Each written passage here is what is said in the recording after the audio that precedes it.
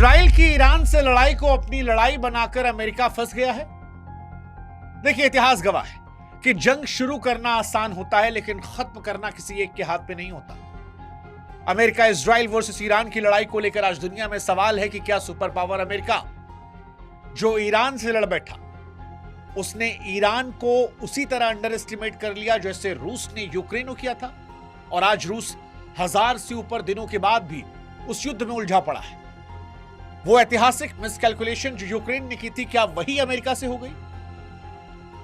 ये सवाल इसलिए उठ रहा है क्योंकि डोनाल्ड ट्रंप को बार बार सफाई देनी पड़ रही है। वो कह रहे हैं कि हो सकता है 4-5 हफ्ते युद्ध चल जाए। वो कह रहे हैं कि भाई साहब, हमने तो इजराइल को बचाने के लिए युद्ध कर लिया, वरना ईरान हम पर अटैक कर लेता। एक तरफ वो कह रहे हैं कि सोर्सेस की कमी नहीं है, दूसरी तरफ उनके देश वाले अब उनको नोच खा रहे हैं। अमेरिका, सऊदी अरब, कुवैत जैसे अपने मजबूत किलों यानी दूतावास पर ताले लगा रहा है।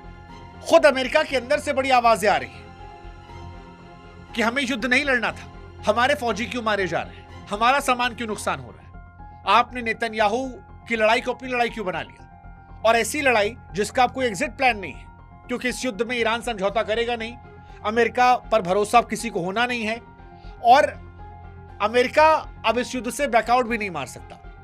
और इन सब के बीच में अमेरिका के दो दुश्मन को मौका दिख रहा है। चीन ताइवान पर अपनी पकड़ मजबूत कर रहा है, रूस यूक्रेन में अमेरिका की नजरें हटने के बाद अपने वर्चस्व को बढ़ाते नजर आ रहा है। और यही से सवाल कि क्या अमेरिका इजराइल और ईरान की लड़ाई में फंस गया?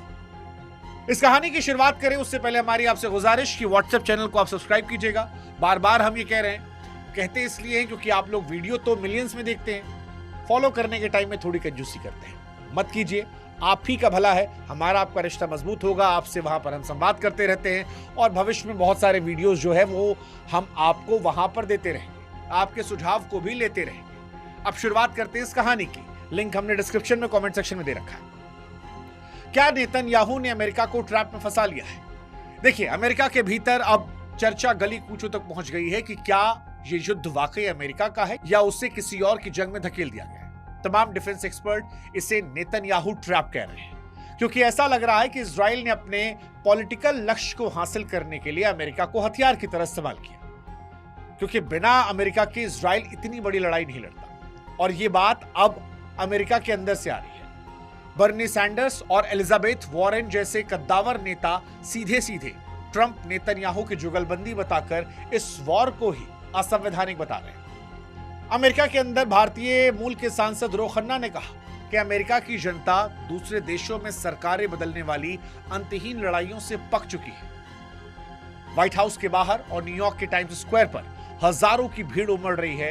वो सिर्फ प्रदर्शन नहीं कर रही है, वो डोनाल्ड ट्रंप से कह रही है कि तुम कितना लड़ोगे यार। इराक में इतने साल उलझे रहे, अफगानिस्तान में उलझे रहे और फिर वही गलती कर रहे हो, मत करो। सर्वे के आंकड़े चौंकाने वाले हैं। लगभग 60% अमेरिकी जनता इस युद्ध के खिलाफ है, यानी डोनाल्ड ट्रंप को पूरी तरह उनके मुल्क में भी समर्थन नहीं है। और इन सबसे तर अब उनको अपने दूतावास ही बंद करने पड़ रहे हैं। दरअसल इजराइल अमेरिका वर्सेस ईरान जंग के चौथे दिन एक बहुत कड़वी सच्चाई दुनिया के सामने आई।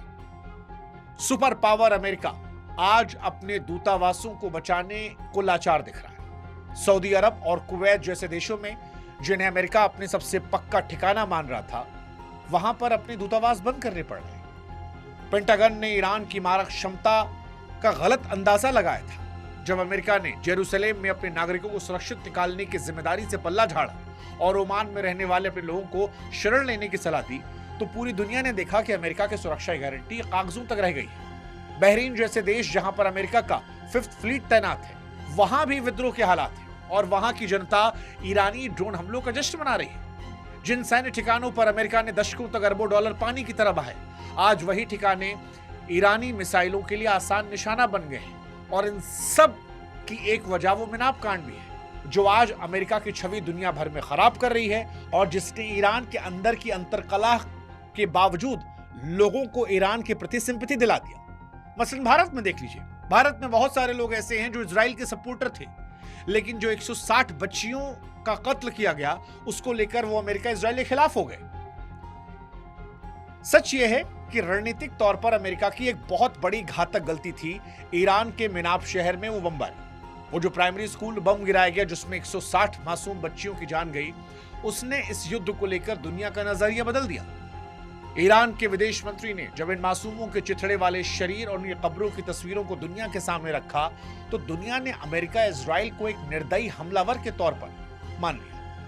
यूनेस्को संयुक्त राष्ट्र की जांच के आदेशों में अमेरिका की नैतिक शक्ति को वैश्विक मंच पर धूल में मिला दिया। लेकिन इससे बड़ा बदलाव आया।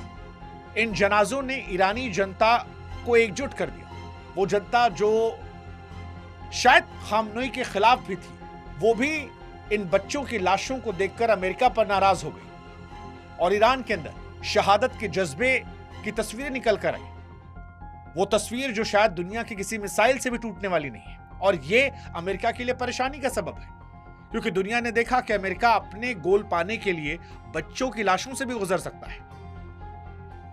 हैरानी की बात यह भी कि अमेरिका का साथ अब अरब देश भी नहीं दे रहे। अरब देश खामोश हैं। ईरान की तरफ से इतने सारे हमले के बाद सऊदी अरब और यूएई जैसे देश जो हैं वो अभी भी खामोश हैं। और इसके पीछे उनका डर है, कूटनीतिक मजबूरी है, क्योंकि अरब शासक भी समझ रहे हैं कि अमेरिका ने उनकी जमीन का इस्तेमाल अपने स्वार्थ के लिए किया है। उन्हें इस बात का डर है कि अगर वो युद्ध में सीधे कूदे तो ईरान की मिसाइलें उनके तेल के कुओं और चमचमाते महलों को पल भर में राख कर सकती है।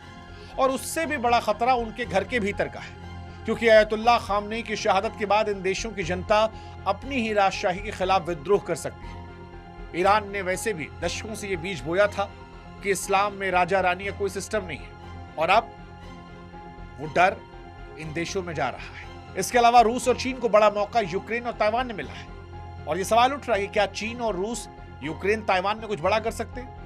क्योंकि जैसे जैसे अमेरिका ईरान के रेतीले दलदल में गहराई से धंस रहा है, बीजिंग और मॉस्को में रणनीतिक हलचल तेज है। चीन इस घटनाक्रम को एक मौके के तौर पर देख रहा है। उसे पता है कि अमेरिका की पूरी शक्ति जो है, इंटेलिजेंस जो है, आधुनिक हथियारों का बड़ा हिस्सा वो फंसा हुआ है। ये स्थिति चीन को ताइवान पर अपनी मर्जी चलाने के लिए उकसा रही है, क्योंकि वो जानता है कि अमेरिका एक साथ 3 मोर्चों पर नहीं लड़ सकता। वो पहले से यूक्रेन में उलझा पड़ा है, फिर यहां उलझा पड़ा है। रूस भी शायद यही देख रहा है कि क्या यह मौका उसके लिए संजीवनी जैसा है, क्योंकि पिछले 1000 दिनों से वो अमेरिका के सपोर्ट की वजह से यूक्रेन से उलझा पड़ा था। लेकिन अमेरिका का फोकस जब इधर गया है तो क्या यूक्रेन पर बढ़त रूस को मिलेगी? पश्चिमी देशों की सैन्य मदद, हथियारों की सप्लाई के बगैर यूक्रेन क्या लड़ पाएगा? और क्या इसीलिए रूस और यूक्रेन पीछे से ही सही ईरान को मजबूत करेंगे, जो अमेरिका को लंबे समय तक इस युद्ध में उलझाए रखेगा? देखिए, पश्चिमी मीडिया भले ही अमेरिका और इजराइल को सर्वोच्च बताती रहे, जो काफी हद तक सही भी है, लेकिन एक सच ये भी है कि ईरान की low cost war model America की आर्थिक कमर तोड़ सकता है, या कम से कम लंबे समय तक परेशान कर सकता है। क्योंकि ईरान के घर पे बनाए हुए सस्ते ड्रोन, सस्ती मिसाइलें अमेरिका के अरबों डॉलर के डिफेंस सिस्टम और करोड़ों के फाइटर जेट को नुकसान कर रही है। ट्रंप प्रशासन भले कह रहा है कि अनलिमिटेड सप्लाई है, लेकिन उनके हथियारों को फिर से बनाने के लिए एक लंबी और जटिल सप्लाई चेन की जरूरत है। जबकि ईरान अपनी मिसाइलें अपनी ही मिट्टी पर बिना किसी बाहरी मदद के बना रहा है। और वैसे भी ईरान उस थ्योरी पर चला गया है कि हम तो डूबेंगे सनम, तुमको ले डूबेंगे। मरता हुआ आदमी 2 आदमी को और मार के जाएगा तो क्या कर लो, अब हमारा सब हो ही गया है। क्या ये अमेरिका को उलझा कर रख सकता है? और क्या अमेरिका ने गलती कर दी? देखो, दुनिया को परेशानी तो हो रही है। अमेरिका के कदम के चलते आज पूरी दुनिया एक ऐतिहासिक आर्थिक और सामरिक सुनामी के मुहाने पर है। तेल का स्टॉक हफ्तों का नहीं दिनों का बचा है। ट्रंप का यह दावा कि जंग जो है वो लंबी लड़ी जा सकती है, अब उनके ही देश में भी उनके खिलाफ बड़ा हथियार बन सकता है। सच तो यह है कि अमेरिका ऐसे चक्रव्यूह में घुसा है जहां अंडर एस्टिमेशन और मिस कैलकुलेशन का शिकार हुआ है। नेतन्याहू के वादों पर भरोसा करके उसने ईरान को बिल्कुल खत्म समझा। अगर यह युद्ध लंबा चला तो उसकी साख और खजाना दोनों पर असर पड़ेगा। अगर वो पीछे हटा तो सुपर पावर के तमगे पर असर पड़ेगा। फिलहाल यही लग रहा है कि अमेरिका बुरी तरह फंस गया है। अब ईरान ना उसे पूरी तरह उगलते समझ में आ रहा है, न निगलते। आपको क्या लग रहा है? आप बताओ। कमेंट सेक्शन खुला है, इंतजार कर रहा है आपका।